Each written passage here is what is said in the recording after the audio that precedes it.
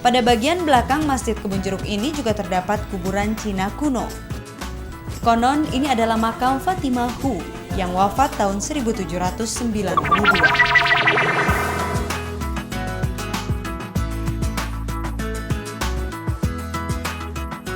Ya, saat ini saya akan melakukan wisata Masjid Tua di Kota Jakarta dan sekarang sedang berada di Jalan Hayam Wuruk, tepatnya di Masjid Jami Kebun Jeruk. Sekarang mari kita lihat dalamnya.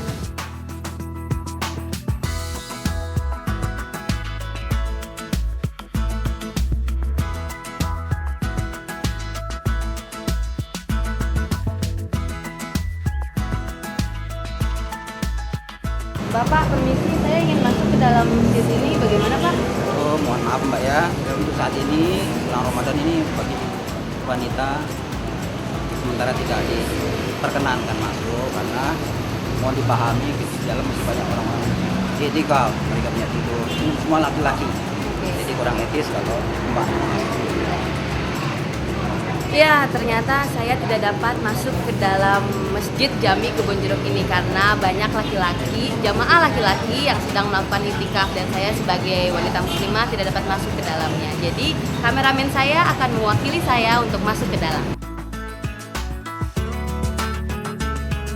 Sayang memang, saya tidak dapat memasuki masjid yang syarat catatan sejarah ini. Padahal justru keindahannya terletak di bagian dalam masjid. Masjid yang didirikan tahun 1718 ini sekilas tidak terlihat kuno bila tampak dari depan. Malum saja, ia sudah banyak mengalami renovasi. Bangunan kuno itu yang tadi ya, yang masjid intinya, yang kecil yang warna hijau ya. Mungkin nanti Mbak bisa lihat di gambar. Jadi yang lainnya adalah tambahan. Ini bertahap tambahannya Mbak. Ya, jadi yang detailnya saya belum bisa sampaikan. Yang saya dengar nih, umur masjid ini kira-kira ya kurang lebih 300 tahun lebih. Menurut sejarah, jauh sebelum masjid ini didirikan pada tahun 1448 Masehi, di lokasi ini sebelumnya sudah berdiri sebuah masjid kecil yang lebih tepat disebut surau atau langgar.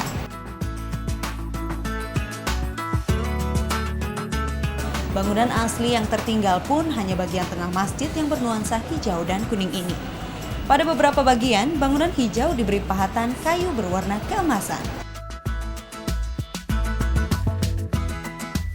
Untuk bagian kubah, Masjid Kebun Jeruk ini juga berbeda dengan masjid pada umumnya. Kubahnya berbentuk kotak. Selain digunakan sebagai tempat sholat, masjid ini juga sering digunakan untuk berbagai aktivitas. Ya, di sini pengajian kita, pengajian iman yakin, amal soleh saja ya. Bagaimana disampaikan itu keyakinan kepada Allah kita masukkan dalam hati kita ya.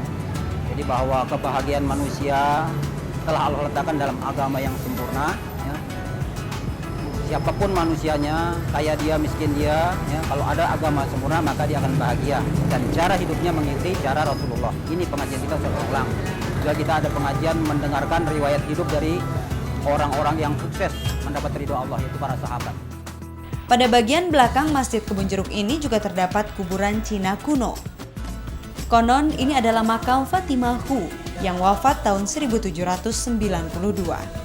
Fatimah Hu bersama suaminya Chan Xin Hua adalah rombongan muhajirin pengungsi Cina yang memeluk agama Islam dan mendirikan Masjid Kebun Jeruk ini.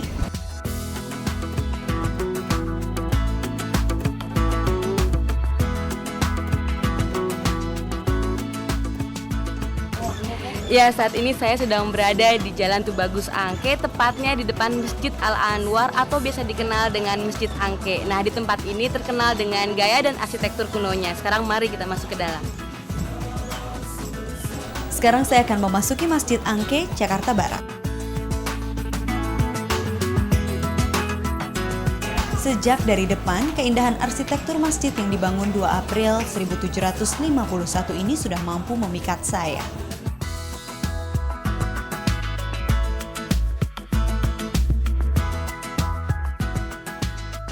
Makin jauh masuk, saya menemui mimbar unik yang menyatu dengan tembok.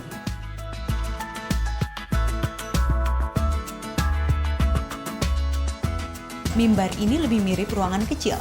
Kemudian ada juga jendela-jendela dengan teralis bulat panjang tanpa ukiran yang menggambarkan gaya Banten.